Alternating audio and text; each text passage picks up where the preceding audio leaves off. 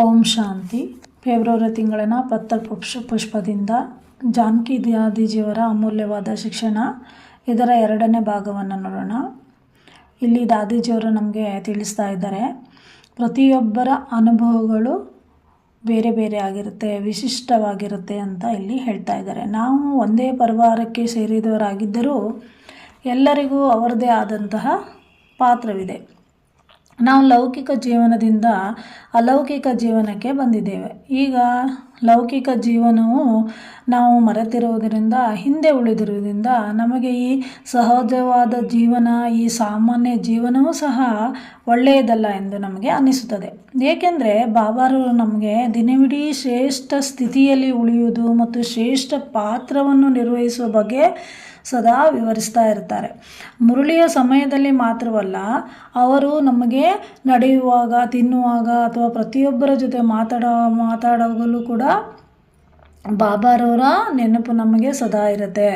ಆದ್ದರಿಂದ ನಾನು ಬಾಬಾರವರ ಮನೆಯಲ್ಲಿ ಯಾವುದೇ ಕರ್ಮ ಮಾಡಿದರೂ, ಯಾವುದೇ ಕಾರ್ಯಗಳನ್ನು ಮಾಡಿದರೂ ಕೂಡ ನಾನು ಅದರಲ್ಲಿ ಸಂತೋಷವಾಗಿರುತ್ತೇನೆ ಮತ್ತು ಉಳಿದವರನ್ನು ಕೂಡ ನಾನು ಪಡಿಸುತ್ತೇನೆ. ಆದ್ದರಿಂದ ನಾವು ಸಂತೋಷದಿಂದ ಏನೇ ಮಾಡುವುದರಿಂದಲೂ, ಏನೇ ಮಾಡಿದರೂ ಕೂಡ ಅದರ ಖುಷಿಯ ಅನುಭವ ನಮಗಾಗುತ್ತೆ. ಆದ್ದರಿಂದ ನೀವು ಯಾವುದೇ ಸೇವೆ ಮಾಡಿದರೂ ಅದನ್ನು ಪ್ರೀತಿಯಿಂದ, ಮನಸತ್ಯತೆಯಿಂದ ಮಾಡಿ. ಆಗ ನಿಮಗೆ ಪರಿಶ್ರಮದ ಅಗತ್ಯವಿರುವುದಿಲ್ಲ, ಯಾವುದೇ ಆಯಾಸ ಇರುವುದಿಲ್ಲ ಮತ್ತು ನೀವು ಬಹಳ ಸಂತೋಷದಿಂದ ಇರೋಕ್ಕಾಗತ್ತೆ ಅಂತ ಇಲ್ಲಿ ದಾದೀಜಿಯವರು ತಿಳಿಸ್ತಾ ಇದ್ದಾರೆ. ಎಲ್ಲರ ಸಹಯೋಗದಿಂದ ಎಷ್ಟೇ ದೊಡ್ಡ ಕೆಲಸವಾದರೂ ಅದನ್ನು ಸುಲಭವಾಗಿ ಸಾಧಿಸಬಹುದು. ಅಂದರೆ ಈ ಪರಿವಾರದವರ ಎಲ್ಲರ ಸಹಕಾರದಿಂದ, ಸಹಯೋಗದಿಂದ ಎಷ್ಟೇ ದೊಡ್ಡ ಕೆಲಸವಾದರೂ ಕೂಡ ಅದನ್ನು ನಾವು ಸುಲಭವಾಗಿ ಮಾಡಬಹುದು. ಬ್ರಹ್ಮಕುಮಾರರು ಮತ್ತು ಕುಮಾರಿಯರು ಸಹಯೋಗಿ ಆಗುವಂಥ ಕಲೆಯನ್ನು ಚೆನ್ನಾಗಿ ಕಲಿತಿದ್ದಾರೆ. ಈ ಕಾರ್ಯಕ್ಕೆ ಸಾಕಷ್ಟು ಬುದ್ಧಿವಂತಿಕೆಗೂ ಅವಶ್ಯಕತೆಯೂ ಇದೆ. ಏಕೆಂದರೆ ಬ್ರಹ್ಮಕುಮಾರರು ಮತ್ತು ಕುಮಾರಿಯರು ಯೋಗಿಗಳಾಗಲು ಶ್ರಮಪಡಿಸಬೇಕು. ನೋಡಿ, ಕುಮಾರಿಯರು ನಿರಂತರವಾಗಿ ಯೋಗಿಗಳಾಗಲು ನಾವು ಶ್ರಮ ಪಡಬೇಕು. ಆದರೆ ಸಹಯೋಗಿ ಆಗಲು ಯಾವುದೇ ಕಠಿಣ ಪರಿಶ್ರಮವಿಲ್ಲ ಅಂತ ಇಲ್ಲಿ ದಾದೀಜಿಯವರು ಹೇಳ್ತಾ ಇದ್ದಾರೆ. ಅಂದರೆ ನಾವು ನಿರಂತರವಾಗಿ ಪರಮಾತ್ಮ ನೆನಪಿರಬೇಕಾದ್ರೆ ನಾವು ಶ್ರಮಿಸಬೇಕಾಗತ್ತೆ. ಆದರೆ ನಾವು ಇನ್ನೊಬ್ಬರಿಗೆ ಸಹಯೋಗಿ ಆಗಲು ಅದರಲ್ಲಿ ಕಠಿಣ ಪರಿಶ್ರಮವಿಲ್ಲ ಅಂತ ಇಲ್ಲಿ ದಾದೀಜಿಯವರು ಹೇಳ್ತಾ ಇದ್ದಾರೆ. ಸಹಯೋಗಿ ಆಗಲು ಸತ್ಯತೆಯ ಮಾತ್ರ ಅಗತ್ಯವಿದೆ, ಆದರೆ ಯೋಗಿ ಆಗಲು ಏಕಾಗ್ರತೆ ಅಗತ್ಯವಿದೆ. ನೋಡಿ, ನಾವು ಇನ್ನೊಬ್ಬರಿಗೆ ಸಹಯೋಗಿ ಆಗಬೇಕಾದ್ರೆ ಸತ್ಯತೆ ಅಗತ್ಯವಿದೆ. ಅದೇ ರೀತಿಯಾಗಿ ನಾವು ಯೋಗಿ ಆಗಬೇಕಾದ್ರೆ ಏಕಾಗ್ರತೆ ಅಗತ್ಯವಿದೆ ಅಂತ ಇಲ್ಲಿ ತಿಳಿಸ್ತಾ ಇದ್ದಾರೆ.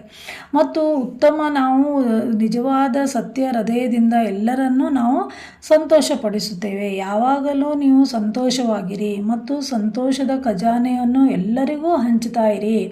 ನೀವು ಯಾರಿಗೆ ಏನೇ ಕೊಟ್ಟರು, ಅದು ಜ್ಞಾನವಾಗಿರ್ಬೋದು, ಗುಣ ಆಗಿರ್ಬೋದು, ಏನೇ ಸೇವೆ ಮಾಡಿದರೂ ಕೂಡ ಅದು ವೃದ್ಧಿ ಆಗುತ್ತಾ ಹೋಗುತ್ತೆ, ಅದು ಕಡಿಮೆ ಆಗುವುದಿಲ್ಲ. ಒಬ್ಬ ವ್ಯಕ್ತಿಯು ಹೆಚ್ಚು ಶ್ರಮ ವಹಿಸದೆ ನೀವು ಹೆಚ್ಚು ಗಳಿಸ್ತಾ ಹೋಗ್ತೀರಾ. ಆದರೆ ನೀವು ಹೆಚ್ಚು ದಾನ ಮಾಡಿದಷ್ಟು, ನೀವು ಹೆಚ್ಚು ಕಷ್ಟಪಟ್ಟು ದಾನಿಗಳಾದರೆ, ನೀವು ಎಷ್ಟೆಷ್ಟು ದಾನ ಮಾಡ್ತಿರೋ, ಇನ್ನೊಬ್ಬರ ಗುಣಗಳ ದಾನ, ಶಕ್ತಿಗಳ ದಾನ, ಸಂತೋಷದ ದಾನ, ಈ ರೀತಿಯಾಗಿ ಎಷ್ಟೆಷ್ಟು ನೀವು ದಾನ ಮಾಡ್ತಾ ಹೋಗ್ತಿರೋ ಅಷ್ಟಷ್ಟು ನೀವು ಪರಿಶ್ರಮ ಇಲ್ಲದೆ ಸಂಪಾದನೆ ಮಾಡ್ಕೊಳ್ತೀರಾ. ಅದಕ್ಕೆ ಇಲ್ಲಿ ದಾದೀಜಿಯವರು ಹೇಳ್ತಾರೆ, ನೀವು ಸಂಪಾದನೆ ಮಾಡೋದಕ್ಕಿಂತ ನೀವೇನು ಮಾಡಬೇಕು, ದಾನಿಗಳಾಗಬೇಕು. ಆವಾಗ ನೀವು ಶ್ರಮವಿಲ್ಲದೆ ಗಳಿಸೋಕ್ಕೆ ಸಾಧ್ಯ ಆಗುತ್ತೆ ಅಂತ ಹೇಳ್ತಾ ಇದ್ದಾರೆ. ನೀವು ಏನಾದರೂ ಒಂದು ತಪ್ಪು ಮಾಡಿದರೆ ನೀವು ಗಳಿಸುವ ಅವಕಾಶವನ್ನು ಕಳೆದುಕೊಳ್ತೀರಾ. ಇಂದು ಸಂಪಾದನೆ ಮಾಡ್ತೀರಾ, ನಾಳೆ ಕಳೆದುಕೊಳ್ಬಿಡ್ತೀರಾ. ಆದರೆ ದಾನ ಮಾಡುವುದು ಅದ್ಭುತವಾದಂಥ ಕಲೆ. ನಾವು ಹೆಚ್ಚೆಚ್ಚು ದಾನ ಮಾಡಿದಷ್ಟು ಅದು ವೃದ್ಧಿಯಾಗುತ್ತಾ ಹೋಗುತ್ತೆ. ನೀವು ನಿಮಿತ್ತ ರೂಪದಿಂದ, ನಮ್ರತೆಯಿಂದ, ಶುದ್ಧ ಸ್ವಭಾವದಿಂದ, ಸತ್ಯತೆಯಿಂದ ನಾವು ದಾನ ಮಾಡಿದಾಗ ಬಾಬಾ ನಮಗೆ ಸ್ವಯಂ ಎಲ್ಲ ಸೇವೆಯನ್ನು ಮಾಡುವಂತೆ ಮಾಡ್ತಾರೆ. ಬಾಬಾ ಮಾಡಿದ ಆ ಸತ್ಯವಾದ ಮತ್ತು ಶ್ರೇಷ್ಠ ಕರ್ಮಗಳ ಫಲವನ್ನು ನಾವು ಇಂದು ಅನುಭವಿಸುತ್ತಿದ್ದೇವೆ ಅಂತ ಇಲ್ಲಿ ದಾದೀಜಿಯವರು ತಿಳಿಸ್ತಾ ಇದ್ದಾರೆ. ನಾನು ಆತ್ಮ, ಪರಮಾತ್ಮನ ಮಗು ಎಂಬುವಂಥ ಆ ಒಂದು ಅರಿವು ನಮ್ಮನ್ನು ನಶೆ ಏರಿಸುತ್ತೆ. ನಾನಾತ್ಮ ಎಂದು ಅರ್ಥ ಮಾಡಿಕೊಳ್ಳುವುದು, ಈ ಅರಿವು ನಮ್ಮ ಮನಸ್ಸನ್ನು ಶಾಂತವಾಗಿಡುತ್ತೆ ಮತ್ತು ನಮ್ಮ ಇಂದ್ರಿಯಗಳನ್ನು ನಿಯಂತ್ರಣದಲ್ಲಿಡುತ್ತದೆ. ಯಾವುದೇ ಇಂದ್ರಿಯ ಪ್ರಜ್ಞೆ ಯಾವಾಗಲೂ ಮೋಸಗೊಳಿಸಲು ಸಾಧ್ಯವಿಲ್ಲ. ನಾವು ಸದಾ ಗಮನ ಕೊಟ್ಟಾಗ ಅದು ನಮಗೆ ಮೋಸಗೊಳಿಸಲು ಸಾಧ್ಯವಿಲ್ಲ. ಈ ಕಣ್ಣುಗಳು ಕೂಡ ತುಂಬ ಮೋಸದವನ್ನು ಮಾಡುತ್ತೆ. ಆದರೆ ನಾಲಿಗೆಯೂ ಕೂಡ ತಿನ್ನುವ ಮತ್ತು ಮಾತನಾಡುವ ಬಯಕೆ ಕಡಿಮೆ ಏನಿಲ್ಲ. ಇದು ಮಾಯೆಯನ್ನು ಗೆದ್ದಿದೆಯೋ ಇಲ್ಲವೋ ಎಂಬುದನ್ನು ಕೂಡ ನಮಗೆ ಬಹಿರಂಗಪಡಿಸುತ್ತದೆ. ಮಾಯ ಎಲ್ಲಿಂದ ಬರುತ್ತದೆ? ಅದು ಕಿವಿಗಳಿಂದ ಮತ್ತು ಕಣ್ಣುಗಳಿಂದ ಕೂಡ ಬರುತ್ತದೆ. ಆದ್ದರಿಂದ ನಾವು ತಿನ್ನುವಾಗ ಮತ್ತು ಕುಡಿಯುವಾಗಲೂ ಸಹ ತುಂಬ ಜಾಗರೂಕರಾಗಿರಬೇಕು. ತಿನ್ನುವಾಗಲೂ ಬಾಬಾರವರ ನೆನಪಿನಲ್ಲಿರಬೇಕು ಮತ್ತು ನೀರು ಕುಡಿಯುವಾಗಲೂ ಸಹ ನಾವು ಬಾಬಾರವರನ್ನು ಮರೆಯಬಾರದು. ನಾವು ಆಂತರಿಕವಾಗಿ ಸದಾ ಬಾಬಾರವರ ನೆನಪಿನಲ್ಲಿರಬೇಕು. ಶುದ್ಧವಾದಂಥ ನೀರು ಬೇರೆಲ್ಲಿಯೂ ಲಭ್ಯವಿಲ್ಲ. ಆದರೆ ಬಾಬಾರವರ ಮನೆಯಲ್ಲಿ ನೀರು ಕೂಡ ಶುದ್ಧವಾಗಿದೆ ಮತ್ತು ಗಾಳಿಯೂ ಶುದ್ಧವಾಗಿದೆ. ಬೇರೆಲ್ಲಿಯೂ ಇರುವುದಿಲ್ಲ. ಬಾಬಾರವರ ಮನೆಯಲ್ಲಿ ಇದು ಕಂಡುಬರುತ್ತದೆ. ಆದ್ದರಿಂದ ಬಾಬಾರವರ ಎಲ್ಲ ಸದ್ಗುಣಗಳು, ಶಕ್ತಿಗಳು ನಮ್ಮೊಳಗೆ ಬರುವಂತೆ ಬಾಬಾರವರು ನಾವು ಸದಾ ಮಹಿಮೆ ಮಾಡ್ತಾನೆ ಇರಬೇಕು. ತಂದೆಯ ಮಹಿಮೆ ಸದಾ ನಮ್ಮದಾಗಿರಬೇಕು. ನಾವು ತಂದೆಯ ಸದ್ಗುಣಗಳ ಮೇಲೆ ನಾವು ತಂದೆಯ ಸದ್ಗುಣವನ್ನು ಮಹಿಮೆ ಮಾಡಿದಾಗ ಆ ಗುಣಗಳು ನಮ್ಮಲ್ಲಿ ಬರುತ್ತಲೇ ಇರುತ್ತವೆ. ಪ್ರೇಮ ಸಾಗರರಾದ ಬಾಬಾರವರ ನೆನಪಿನಲ್ಲಿ ನಾವು ಸದಾ ಲವಲೀನ ಸ್ಥಿತಿಯಲ್ಲಿದ್ದಾಗ ನಮ್ಮ ಬುದ್ಧಿಶಕ್ತಿಯು ಕೂಡ ಶಕ್ತಿಶಾಲಿಯಾಗುತ್ತದೆ. ನೋಡಿ, ಪ್ರೇಮ ಸಾಗರದ ಬಾಬಾರವರ ನಾವು ಸದಾ ನೆನಪಿನಲ್ಲಿ ಇರುವುದರಿಂದ ನಮ್ಮ ಬುದ್ಧಿಶಕ್ತಿಯು ಕೂಡ ತುಂಬ ಶಕ್ತಿಶಾಲಿಯಾಗುತ್ತೆ. ಆಗ ನೀವು ಈ ಸುಳ್ಳು ಮಾಯೆ, ಸುಳ್ಳು ದೇಹ, ಸುಳ್ಳು ಪ್ರಪಂಚ ಇವೆಲ್ಲ ಸುಳ್ಳು ಅನ್ನುವಂಥ ಸತ್ಯವನ್ನು ನಿಮಗೆ ಅರಿವಾಗುತ್ತೆ. ಆದ್ದರಿಂದ ಜ್ಞಾನಸಾಗರನಾದ ತಂದೆಯ ನೆನಪಿನಲ್ಲಿ ಸದಾ ಲವಲೀನರಾಗಿ ನೀವು ಆವಾಗ ರತ್ನಗಳಿಂದ ಸಂಪದ್ಭರಿತರಾಗಿರ್ತೀರ. ನೀವು ಜ್ಞಾನದ ಅಮೃತದಿಂದ ಸಂಪದ್ಭರಿತರಾದಾಗ ಜ್ಞಾನ ರತ್ನಗಳೊಂದಿಗೆ ಎಂದಿಗೂ ಆಟವಾಡಲು ಸಾಧ್ಯವಿಲ್ಲ. ನೋಡಿ, ಜ್ಞಾನಾಮೃತವನ್ನು ನಾವು ಕುಡಿಯದೆ, ಅದರ ಸವಿಯನ್ನು ಅನುಭವಿಸದೆ ನಾವು ಜ್ಞಾನ ರತ್ನಗಳೊಂದಿಗೂ ಕೂಡ ಆಟವಾಡಲು ಸಾಧ್ಯವಾಗುವುದಿಲ್ಲ ಅಂತ ಇಲ್ಲಿ ದಾದೀಜಿಯವರು ತಿಳಿಸ್ತಾ ಇದ್ದಾರೆ. ಈಗ ದಾದೀಜಿಯವರು ಎಕ್ಸಾಂಪಲ್ ಕೊಡ್ತಾ ಇದ್ದಾರೆ. ಯಾರಾದರೂ ಒಂದು ಚೆಂಡಿನ ಬದಲು ಕಲ್ಲಿನಿಂದ ಆಟವಾಡಿದರೆ ಏನಾಗುತ್ತದೆ? ಅದೇ ರೀತಿಯಾಗಿ ನಾವು ಏನು ಹೇಳುತ್ತೇವೆಯೋ, ನಾವು ಏನು ಕೇಳುತ್ತೇವೆಯೋ ಅದೇ ನಮ್ಮ ಸಂಕಲ್ಪ ಇರುತ್ತೆ. ನಾವು ಏನು ಸಂಕಲ್ಪ ಮಾಡ್ತೀವೋ ಅದರ ವೈಬ್ರೇಷನ್ನು ಕೂಡ ಎಲ್ಲ ಕಡೆ ಹರಡುತ್ತೆ ಅಂತ ಹೇಳ್ತಾ ಇರ್ತಾರೆ. ಅದಕ್ಕೋಸ್ಕರ ನಮ್ಮ ಸಂಕಲ್ಪಗಳು ಸದಾ ಶುದ್ಧತೆ, ಶ್ರೇಷ್ಠತೆ, ಶುಭ ಭಾವನೆಯಿಂದ ಇರಬೇಕು. ಆಗ ಹತ್ತಿರದಲ್ಲಿದ್ದರೂ ಅಥವಾ ದೂರದಲ್ಲಿದ್ದರೂ ಆ ಪ್ರಕಂಪನವು ವಾತಾವರಣದಲ್ಲಿ ಹರಡುತ್ತೆ ಅಂತ ಇಲ್ಲಿ ದಾದೀಜಿಯವರು ತಿಳಿಸ್ತಾ ಇದ್ದಾರೆ. ಹಾಗಾಗಿ ನಾವು ಪರಮಾತ್ಮನ ಮಗು, ಪರಮಾತ್ಮನ ಸೇವೆ ಮತ್ತು ಇದು ನಮ್ಮ ಕುಟುಂಬ ಅನ್ನೋ ನಮ್ಮ ಪರಿವಾರ, ದೈವಿ ಪರಿವಾರವನ್ನು ನಾವು ಎಂದಿಗೂ ಮರೆಯಬಾರದು. ಅವರು ನನಗಿಂತ ಹಿರಿಯರಾಗಿರಲಿ ಅಥವಾ ಕಿರಿಯರಾಗಿರಲಿ, ಅವರು ನನ್ನ ಪರಿವಾರ. ಅವನು ಚಿಕ್ಕವನು, ಅವನಿಗೆ ಬುದ್ಧಿವಂತನಲ್ಲ ಎಂಬ ಸಂಕಲ್ಪ ನಮ್ಮ ಮನಸ್ಸಿನಲ್ಲಿ ಅಥವಾ ನಮ್ಮ ಸಂಕಲ್ಪದಲ್ಲಿ ಬಂದರೆ ಅದು ಪ್ರೀತಿಯ ಸಾಗರವಾದ ಬಾಬಾರವರಿಂದ ನಾವು ಇನ್ನೂ ಏನೂ ಪಡೆದುಕೊಂಡಿಲ್ವಾ ಎನ್ನುವಂಥ ಅರ್ಥ ಆಗುತ್ತೆ. ಆಗ ನಮ್ಮ ಖುಷಿಯು ನಮ್ಮ ಸಂಕಲ್ಪದಲ್ಲೇ ಕೊನೆಗೊಳ್ಳುತ್ತದೆ. ಇತರರನ್ನು ಸಂತೋಷಪಡಿಸುವ ಉದ್ದೇಶವಿಲ್ಲದಿದ್ದರೆ ಅವನು ಹೇಗೆ ಕೊಡುತ್ತಾನೆ? ಅಂದರೆ ನಮ್ಮಲ್ಲಿ ಜಮಾ ಆಗಿಲ್ಲ ಅಂದರೆ, ಇನ್ನೊಬ್ಬರನ್ನು ನಾವು ಖುಷಿಪಡಿಸಿಲ್ಲ ಅಂದರೆ ಅದರ ಪ್ರತಿಫಲವೇನು? ಅಂದರೆ ನಾವು ಸಮಯವನ್ನು ವ್ಯರ್ಥ ಮಾಡಿದ್ದೇವೆ. ನಾನು ಈ ಸಮಯವನ್ನು ಉಪಯೋಗ ಮಾಡಿಕೊಂಡಿಲ್ಲ.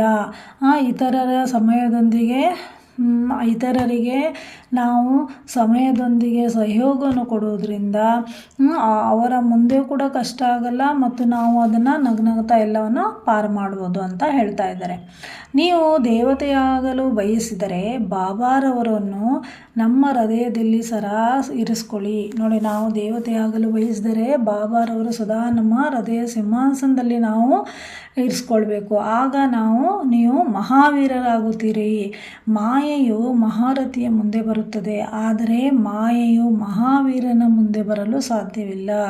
ಇಲ್ಲಿ ನೋಡಿ, ಜಾನಕಿ ದೀದಿಜಿಯವರು ಹೇಳ್ತಾ ಇದ್ದಾರೆ, ನಾವು ದೇವತೆ ಆಗಬೇಕಂದ್ರೆ ಬಾಬಾರವರನ್ನು ಸದಾ ನಮ್ಮ ಹೃದಯ ಸಿಂಹಾಸನದಲ್ಲಿ ಕುಳಿಸ್ಕೊಳ್ಬೇಕು. ಬಾಬಾರವರು ಯಾವಾಗ ನಮ್ಮ ಹೃದಯ ಸಿಂಹಾಸನದಲ್ಲಿ ಇರುತ್ತಾರೋ ಆಗ ನಾವು ಮಹಾವೀರರಾಗಿರ್ತೀವಿ. ಮಾಯೆ ಏನು ಮಾಡುತ್ತೆ? ಮಹಾರಥಿಯ ಮೇಲೆ ಬರುತ್ತೆ, ಆದರೆ ಮಹಾವೀರರ ಮುಂದೆ ಮಾಯೆ ಬರಲು ಸಾಧ್ಯವಿಲ್ಲ. ಯಾಕಂದರೆ ಮಾಯೆಯನ್ನು ಹೊಡೆಯುವವರು ಮಹಾವೀರನೇ ಆಗಿರ್ತಾನೆ. ಮಹಾರಥಿಯನ್ನು ಪರೀಕ್ಷಿಸಲು ಮಾಯೆಯು ಸೊಳ್ಳೆಗಳ ರೂಪದಲ್ಲಿ ಬರಬಹುದು, ಆದರೆ ಅವು ಮಹಾವೀರನ ಮುಂದೆ ಬರಲು ಸಾಧ್ಯವಿಲ್ಲ. ಅಶರೀರಿ ಆಗುವಂತಹ ಅಭ್ಯಾಸ ಇಲ್ಲದಿದ್ದರೆ ಮಾಯಾರೂಪಿ ಸೊಳ್ಳೆಗಳು ಸದಾ ನಿಮ್ಮ ಹತ್ರ ಬರುತ್ತೆ ಅಂತ ಹೇಳ್ತಾ ಇದ್ದಾರೆ. ಆದರೆ ಮಹಾವೀರ ಹನುಮಂತನಿಗೆ ಸದಾ ಜಯವಾಗುತ್ತೆ. ಒಬ್ಬ ಮಹಾರಥಿಯು ವೈಜಯಂತಿಯ ಮಾಲೆಯಲ್ಲಿ ಬರಲು ಪ್ರಯತ್ನಿಸ್ತಾ ಇರ್ತಾನೆ. ಆದರೆ ಮಹಾವೀರನು ಯಾವಾಗಲೂ ತಂದೆಯನ್ನು ತನ್ನ ಸಹಯೋಗಿಯಾಗಿ ತನ್ನ ಹೃದಯ ಸಿಂಹಾಸನದಲ್ಲಿ ಇಟ್ಟುಕೊಳ್ಳುವ ಮೂಲಕ ಪ್ರತಿಯೊಂದು ಪ್ರಯತ್ನದಲ್ಲೂ ಯಶಸ್ಸನ್ನು ಕಾಣ್ತಾನೆ. ಗೆಲುವು ಅವನಿಗೆ ದೃಢ ನಿಶ್ಚಯದಲ್ಲಿದೆ. ಅವನ ಅಚಲ ನಂಬಿಕೆ. ಏನೇ ನಡೆಯುತ್ತಿದೆ, ಹಾಗಾದರೆ ನಿಮ್ಮ ಒಂದು ಸ್ವಭಾವವನ್ನು, ನಿಮ್ಮ ಒಂದು ಸಂಕಲ್ಪವನ್ನು, ನಿಮ್ಮ ಆ ಗುಣವನ್ನು, ಶಕ್ತಿಗಳನ್ನು ಪರೀಕ್ಷಿಸಿಕೊಳ್ಳಿ ಅಂತ ಇಲ್ಲಿ ದಾದೀಜಿಯವರು ತಿಳಿಸ್ತಾ ಇದ್ದಾರೆ. ಮಹಾರಥಿಯರು ಯಾವುದೇ ಸಹವಾಸ, ಯಾವುದೇ ಸಣ್ಣ ವಿಷಯ ಇರ್ಬೋದು, ಅಂತಹ ಸಣ್ಣ ವಿಷಯಗಳು ಅವರ ಮುಖದಲ್ಲಿ ಸ್ವಲ್ಪ ಪ್ರತಿಫಲನವಾದರೂ ಅವರು ತಮ್ಮ ಮಹಾರಥಿಯ ಸ್ಥಾನದಿಂದ ಪತನಕ್ಕೆ ಇಳಿದ್ಬಿಡ್ತಾರೆ. ನೋಡಿ, ಮಹಾರಥಿಯರಲ್ಲಿ ಅವರಿಗೆ ಏನಾದರೂ ಒಂದು ಚಿಕ್ಕ ವಿಷಯದಲ್ಲೂ ಕೂಡ ಅವರ ಪ್ರತ್ಯಕ್ಷತೆ, ಅವರ ಮುಖಚರ್ಯದಲ್ಲಿ ಕಂಡು ಬಂದರೂ ಕೂಡ ಅವರು ಮಹಾರಥಿಯ ಸ್ಥಾನದಿಂದ ಕೆಳಗಿಳಿದು ಬಿಡ್ತಾರೆ. ಅದಕ್ಕೋಸ್ಕರ ಬಹಳ ಜಾಗರೂಕರಾಗಿರಿ ಅಂತ ಇಲ್ಲಿ ದಾದೀಜಿಯವರು ತಿಳಿಸ್ತಾ ಇದ್ದಾರೆ. ಆದ್ದರಿಂದ ನಿಮ್ಮ ಸ್ಥಾನಕ್ಕೆ ವಿರೋಧದ ಬಗ್ಗೆ ಎಷ್ಟೇ ವಿಷಯಗಳು ಬಂದರೂ ನೀವು ನಿಮ್ಮ ಮನಸ್ಸು ಮತ್ತು ಬುದ್ಧಿಶಕ್ತಿಯನ್ನು ಉಪಯೋಗಿಸಿ ನಿಮ್ಮ ಆಸನದ ಮೇಲೆ, ನಿಮ್ಮ ಸೀಟ್ ಮೇಲೆ ನೀವು ಕುಳಿತರೆ ಎಲ್ಲ ವಿಘ್ನಗಳು ತಾನಾಗಿ ಮಾಯವಾಗುತ್ತೆ. ಒಂದೇ ಜಾಗದಲ್ಲಿ ಶಾಂತವಾಗಿ ಕುಳಿತುಕೊಳ್ಳಲು ಸಾಧ್ಯವಾಗದ ಸಣ್ಣ ಮಕ್ಕಳಂತ ಅನೇಕ ಮಕ್ಕಳಿದ್ದಾರೆ. ಅವರು ಇಲ್ಲಿ ಮತ್ತು ಅಲ್ಲಿ ನೋಡುತ್ತಲೇ ಇರುತ್ತಾರೆ, ನಿಷ್ಪ್ರಯೋಜಕವಾದ ಯೋಚನೆಯನ್ನು ಮಾಡ್ತಾನೆ ಇರ್ತಾರೆ. ಅವರ ಬುದ್ಧಿಶಕ್ತಿ ಮತ್ತೆ ಹೊರಗೆ ಹೋಗುವುದರಿಂದ ಅವರಿಗೆ ಯೋಗದಲ್ಲಿ ಕುಳಿತುಕೊಳ್ಳಲು ಕಷ್ಟವಾಗುತ್ತದೆ. ಇಲ್ಲಿ ಅವರು ಸಂಘಟನೆಯಲ್ಲಿ ನಿಮಿತ್ತ ಮಾತ್ರ ಕುಳಿತಿರ್ತಾರೆ ಅಂತ ಇಲ್ಲಿ ದಾದೀಜಿಯವರು ಹೇಳ್ತಾರೆ. ಅಂದರೆ ನಾವು ಯೋಗದಲ್ಲಿ ಕುಳಿತುಕೊಂಡ್ರೂ ಕೂಡ ನಮ್ಮ ಬುದ್ಧಿ ಅಲ್ಲಿ ಇಲ್ಲಿ ಅಲ್ದಾಡತ್ತೆ, ವ್ಯರ್ಥ ಸಂಕಲ್ಪದಲ್ಲಿ ನಾವು ಮುಳುಗಿರ್ತೀವಿ ಅಂತ ಇಲ್ಲಿ ದಾದೀಜಿಯವರು ತಿಳಿಸ್ತಾ ಇದ್ದಾರೆ. ನಿಮ್ಮ ಹೃದಯದಲ್ಲಿ ಆಳವಾದ ಶಾಂತಿಯನ್ನು ಅನುಭವಿಸಿದಾಗಲೇ ಬಾಬಾರವರ ಬಗ್ಗೆ ಆಳವಾದ ಪ್ರೀತಿ ಬೆಳೀತಾ ಹೋಗುತ್ತೆ. ಕೆಲವೊಮ್ಮೆ ನೀವು ಒಳ್ಳೆಯ ಜ್ಞಾನವನ್ನು ನೆನಪಿಸಿಕೊಂಡಾಗ ಬಾಬಾರವರು ತುಂಬ ನಿಮ್ಮ ಜೊತೆಯಲ್ಲಿ ಇರ್ತಾರೆ. ಬಾಬಾ ಜ್ಞಾನ ಸಾಗರ ಆಗಿದ್ದಾರೆ. ಅವರು ಶಾಂತಿಯ ಸಾಗರ, ಪ್ರೀತಿಯ ಸಾಗರ ಮತ್ತು ಆನಂದ ಸಾಗರ. ಶಾಂತಿ ಮತ್ತು ಪ್ರೀತಿ ಇವೆರಡೂ ನಮ್ಮ ಸಂತೋಷಕ್ಕೆ ಮಾತ್ರವಲ್ಲದೆ ಆನಂದದ ಸ್ಥಿತಿಗೂ ಕಾರಣವಾಗುತ್ತೆ. ನೀವು ನಿಮ್ಮನ್ನು ಸಂತೋಷದ ಸಾಕಾರ ರೂಪದಲ್ಲಿ ಆನಂದ ಸಾಗರನ ಮಕ್ಕಳು ಎಂದು ನೀವು ಕರೆಯಲ್ಪಡ್ತೀರಾ. ನೀವು ಬ್ರಾಹ್ಮಣರನ್ನಾಗಿ ಮಾಡಲ್ಪಟ್ಟಿದ್ದರೆ ಮೊದಲು ಬ್ರಾಹ್ಮಣನ ಗುಣಗಳನ್ನು ಅಳವಡಿಸ್ಕೊಳ್ಳಿ. ನೋಡಿ, ನೀವು ಬ್ರಾಹ್ಮಣರು ಅಂತ ಅಂದಮೇಲೆ ಬ್ರಾಹ್ಮಣರ ಸದ್ಗುಣಗಳನ್ನು ನಿಮ್ಮಲ್ಲಿ ಧಾರಣೆ ಮಾಡಿಕೊಳ್ಳಿ.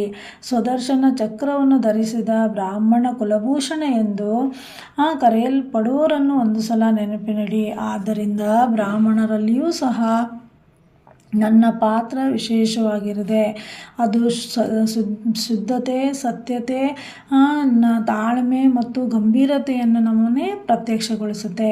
ಅಂಥ ಬ್ರಾಹ್ಮಣರು ಎಲ್ಲಿದ್ದರೂ ಅವರ ಬಗ್ಗೆ ಪ್ರೀತಿ ಮತ್ತು ಗೌರವವು ಎಲ್ಲರ ಹೃದಯದಲ್ಲಿ ತಾನಾಗಿ ಉದ್ಭವಿಸುತ್ತದೆ. ನಾನು ತುಂಬ ಕಷ್ಟಪಟ್ಟು ಕೆಲಸ ಮಾಡಿದೆ, ಆದರೆ ಇಲ್ಲಿ ನನ್ನನ್ನು ಯಾರೂ ಗೌರವಿಸುವುದಿಲ್ಲ.